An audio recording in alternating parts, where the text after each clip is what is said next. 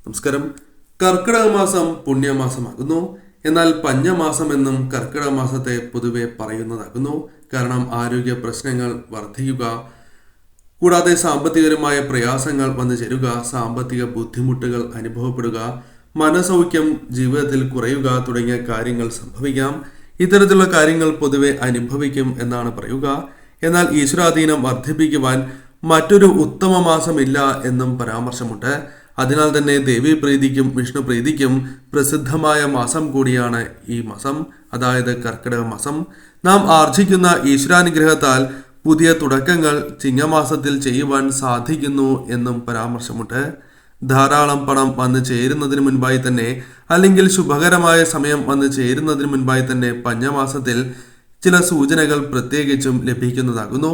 കൂടാതെ തുളസിയും ചില ശുഭകരമായ സൂചനകൾ നൽകി എന്ന് വരാം. ഇതേക്കുറിച്ചാണ് ഈ വീഡിയോയിലൂടെ പരാമർശിക്കാനായി പോകുന്നത്.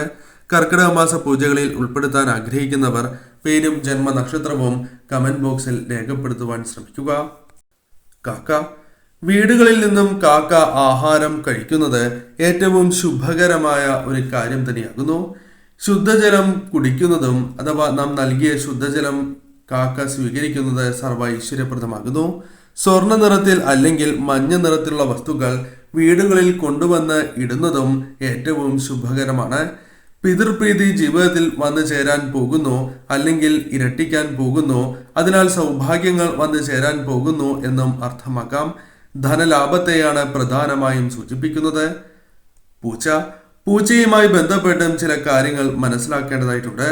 കർക്കിടകത്തിൽ പൂച്ച വീടുകളിൽ വരുന്നത് വളരെ ശുഭകരമാകുന്നു. വീടുകളിൽ സന്തോഷം, അതേപോലെ തന്നെ ശുഭകരമായ വാർത്തകൾ വരുന്നതിന്റെ സൂചനയാകുന്നു. സന്താന സൗഖ്യം, സന്താനങ്ങൾക്ക് ഉയർച്ച, സന്താനലബ്ധി എന്നിവയെ സൂചിപ്പിക്കുന്നു എന്ന കാര്യവും ഓർക്കുക. മംഗളകർമ്മങ്ങൾക്ക് സാധ്യത കൂടുതലാകുന്നു. കൂടാതെ ഈ സമയം വളരെ ശുഭകരമായ കാര്യങ്ങൾ ജീവിതത്തിൽ വന്നു ചേരാൻ പോകുന്നു എന്ന് പ്രധാനമായും അർത്ഥമാക്കുവാൻ സാധിക്കും. മുക്കുറ്റിയുമായി ബന്ധപ്പെട്ടും ചില കാര്യങ്ങൾ പരാമർശിക്കേണ്ടതായിട്ടുണ്ട്. ഗണപതി ഭഗവാന് പ്രിയപ്പെട്ട ചെടികളിൽ ഒന്നാണ് മുക്കുറ്റി. വീടിന് ചുറ്റുമായി തന്നെ ഇവ ധാരാളമായി വളരുന്നത് അഥവാ കാണുന്നത് അതീവ ശുഭകരമാണ്. പ്രധാനമായും തെക്ക് കിഴക്ക് ഭാഗത്തായി ഇവയെ കൂടുതലായി കാണുന്നത് ഏറ്റവും ശുഭകരമായാണ് എന്ന് തന്നെ പരാമർശമുണ്ട്. ഗണേശ പ്രീതിയെയാണ് ഇതിലൂടെ അർത്ഥമാക്കുന്നത് എന്ന കാര്യം പ്രത്യേകമായി നമ്മൾ ഓർക്കേണ്ടതായിട്ടുണ്ട്. അതിനാൽ തന്നെ തടസ്സങ്ങൾ മാറി ഉയർച്ച കൈവരിക്കാൻ പോകുന്നു എന്ന സൂചനയാണ് ഇതിലൂടെ പ്രധാനമായും അർത്ഥമാക്കേണ്ടത്. പുതുവസ്ത്രം. അപ്രതീക്ഷിതമായി തന്നെ പുതുവസ്ത്രം കൈകളിൽ ലഭിക്കുന്നത് ഏറ്റവും ശുഭകരമായ സൂചനയാകുന്നു. പുതുവസ്ത്രം കർക്കിടക മാസത്തിൽ നമുക്ക് ലഭിക്കുകയാണ് എങ്കിൽ അത് പുണ്യമായി തന്നെ കരുതണം. പുതിയ വസ്ത്രം ധരിക്കുമ്പോൾ തീർച്ചയായും കർക്കിടകത്തിൽ പല തരത്തിലുള്ള രോഗദുരിതങ്ങൾ ഒഴിയുന്നു, അല്ലെങ്കിൽ ഇത്തരത്തിൽ ലഭിക്കുമ്പോൾ അത്തരത്തിലുള്ള കാര്യങ്ങൾ സംഭവിക്കാൻ പോകുന്നു എന്ന് തന്നെ അർത്ഥമാക്കുവാൻ സാധിക്കും. ശുഭകരമായ ലക്ഷണമാണ്. മുടി. ആരോഗ്യത്തോടെ തന്നെ മുടി വളരുകയാണ് എങ്കിൽ അത് ശുഭകരമാണ്. ആരോഗ്യ പ്രശ്നങ്ങൾ മാറ്റി സമൃദ്ധിയായി തന്നെ മുടി വളരുന്നതും ശുഭ സൂചന തന്നെയാകുന്നു. ഭാഗ്യം തെളിയുന്നതിനെയാണ് ഇതിലൂടെ അർത്ഥമാക്കുന്നത് എന്ന കാര്യം പ്രത്യേകം ഓർക്കുക. ഇനി എന്ത് കാര്യം ചെയ്താലും അവയിൽ ഗുണഫലങ്ങൾ അല്ലെങ്കിൽ വിജയം നേടുവാനുള്ള സാധ്യതകൾ ഇരട്ടിച്ചിരിക്കുന്നു എന്ന ശുഭകരമായ സൂചനയാണ് ഇതിലൂടെ അർത്ഥമാക്കേണ്ടത്. ആരോഗ്യ പ്രശ്നങ്ങൾ. അധികം ആരോഗ്യ പ്രശ്നങ്ങൾ വീടുകളിൽ ബാധിക്കാതിരിക്കുകയാണ് എങ്കിൽ അത് ശുഭകരമായ സൂചന തന്നെയാകുന്നു. സാധാരണ കർക്കിടകത്തെ പഞ്ഞമാസം എന്നും ദുരിതങ്ങൾ നിറഞ്ഞ മാസം എന്നും പരാമർശിക്കുന്നതാകുന്നു. അതിനാൽ തന്നെ ആരോഗ്യം വർദ്ധിക്കുന്നത് ഏറ്റവും ശുഭകരമായ സൂചനയാണ്. ആ വീടുകളിൽ ശുഭകരമായ കാര്യങ്ങൾ സംഭവിക്കാൻ പോകുന്നതിന്റെ ലക്ഷണമായി തന്നെ പരാമർശിക്കാം. നീല ശംഖുപുഷ്പം. വീടുകളിൽ പ്രത്യേകിച്ചും ഒറ്റ സംഖ്യയിൽ അല്ലെങ്കിൽ നീല ശംഖുപുഷ്പം പ്രത്യേകിച്ചും വിരിയുന്നത് ഏറ്റവും ശുഭകരമാണ്. ഇത് വരാൻ പോകുന്ന പുതിയ അവസരങ്ങളെയാണ് സൂചിപ്പിക്കുന്നത് എന്ന കാര്യം പ്രത്യേകം ഓർക്കുക. ഈ അവസരങ്ങൾ ശരിയായ രീതിയിൽ ഉപയോഗിച്ചാൽ വലിയ രീതിയിലുള്ള വിജയങ്ങൾ നിങ്ങൾക്ക് കരസ്ഥമാക്കുവാൻ സാധിക്കും എന്ന സൂചനയും ഇതിലൂടെ അർത്ഥമാക്കുവാൻ സാധിക്കും. കൃഷ്ണകാന്തി. ദശപുഷ്പങ്ങളിൽ ഒന്ന് തന്നെയാണ് ഈ പുഷ്പം. അതിനാൽ തന്നെ ഈ പുഷ്പം പറമ്പുകളിൽ പൂത്തുലയുന്നത് അതീവ ശുഭകരമായാണ് കണക്കാക്കുന്നത്. സന്തോഷം, ഐക്യം, സമാധാനം എന്നിവ ജീവിതത്തിലേക്ക് വന്നു ചേരാൻ പോകുന്നതിന്റെ സൂചനയായി തന്നെ കണക്കാക്കാം. അതിനാൽ ദീർഘനാൾ നിലനിൽക്കുന്ന സമ്പൽ സമൃദ്ധി ജീവിതത്തിലേക്ക് വന്നു ചേരാൻ പോകുന്നു എന്ന കാര്യവും ഇതിലൂടെ ഓർക്കേണ്ടതായിട്ടുണ്ട്. അതേപോലെ തന്നെ മുക്കുറ്റി വിരിയുന്നതും ധാരാളമായി വീടിന് ചുറ്റും അല്ലെങ്കിൽ നിങ്ങളുടെ വീടുകളിൽ ഇപ്രകാരം വിരിയുന്നുണ്ട് എങ്കിൽ അത് ഏറ്റവും ശുഭകരമായ ലക്ഷണം തന്നെയാകുന്നു.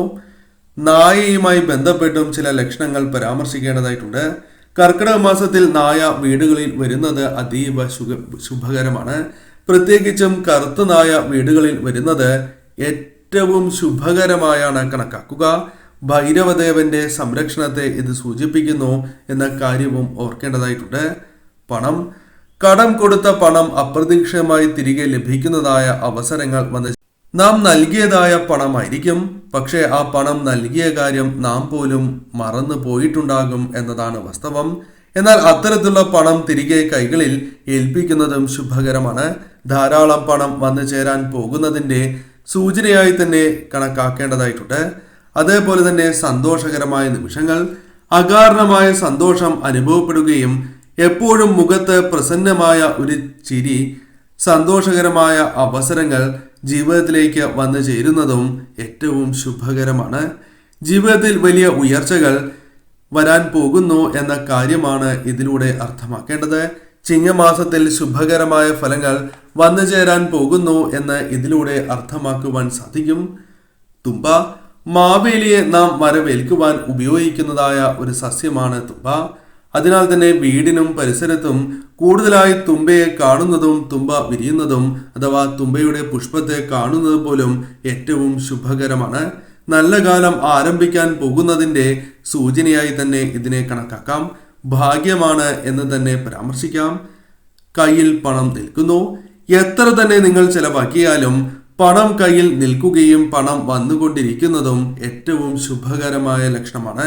ലക്ഷ്മി ദേവിയുടെ കടാക്ഷമുണ്ട് എന്ന വ്യക്തമായ സൂചനയാണ് ഇതിലൂടെ അർത്ഥമാക്കേണ്ടത് എന്ന കാര്യവും ഓർക്കുക. പാല് തിളച്ചു പോകുന്നു. പാല് തിളച്ച് പുറത്തേക്ക് പോകുന്നതായി കാണുകയാണ് എങ്കിൽ അത് ശുഭകരമാണ്.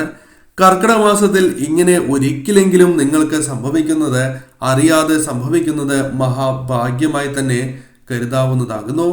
ധനധാന്യ അഭിവൃദ്ധി നിങ്ങൾക്ക് വന്നു ചേരും എന്ന സൂചനയാണ് ഇതിലൂടെ അർത്ഥമാക്കേണ്ടത്.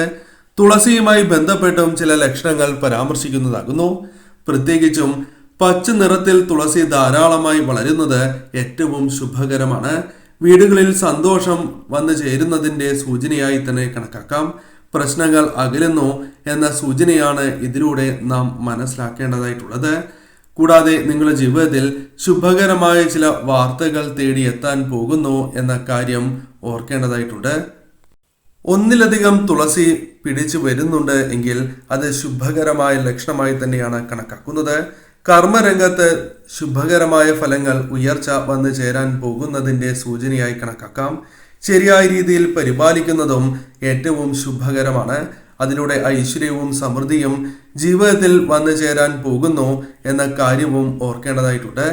എന്നാൽ തുളസി വാടിപ്പോകുന്നതും ഉണങ്ങിപ്പോകുന്നതും ശുഭകരമല്ല.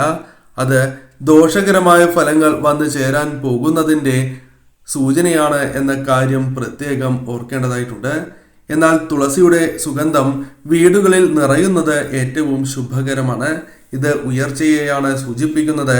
സാക്ഷാൽ മഹാവിഷ്ണു ഭഗവാന്റെ ലക്ഷ്മി നാരായണ കടാക്ഷത്തെയാണ് സൂചിപ്പിക്കുന്നത് എന്ന കാര്യം പ്രത്യേകമായി ഓർക്കേണ്ടതായിട്ടുണ്ട്.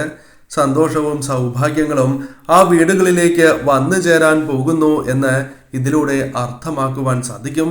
ഈ പരാമർശിച്ചിരിക്കുന്ന ലക്ഷണങ്ങളിൽ ഒന്നെങ്കിലും ഈ മാസം കാണുകയാണ് എങ്കിൽ അത് ഏറ്റവും ശുഭകരമായി ഭവിക്കും.